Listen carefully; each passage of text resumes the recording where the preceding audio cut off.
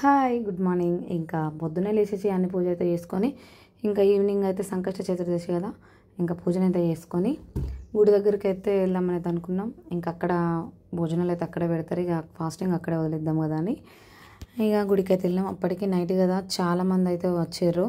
ఇంకా నైట్ కూడా 108 ప్రదక్షిణ అయితే చేస్తున్నారు. మేమైతే నాకైతే 5 చేసిన 5 చేసి ఇంకా కంప్లీట్గా అందరు గుళ్ళ మొత్తం నిండిపోయారు. ఇంకా బయట కాసేపు కూర్చున్నా. ఇంకా చంద్రోదయం అయినాక ఆ సమయానికి డోర్స్ అయితే ఓపెన్ చేస్తారంటే స్వామివారిని చూపెడతారు అన్నట్టు. ఇంకా అంతసేపటి దాకా ఇంకా వాళ్ళైతే కొంచెం చెప్తా ఉంటే అందరం వినేసినాం. ఇంకా ఫైనల్గా అయితే 8:55 చంద్రోదయం అయితే ఉంది. ఇంకా దేవుడిని అయితే ఓపెన్ చేసినాక అందరం అయితే దర్శనం చేసుకొని బొట్లు అయితే పెట్టుకొని ఇంకా ఈరోజు స్పెషల్ ఏంటంటే ఇక్కడ వినాయకుడిని పెడితే ఆ లడ్డు అయితే ఎవరు వేలం పాట వేయకుండా ఈరోజు అయితే అందరికైతే పంచి పెడుతున్నారు.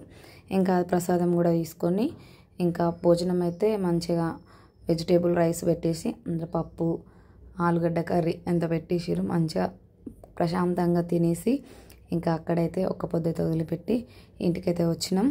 ఇదైతే చాలా బాగా అనిపించింది ఈరోజు.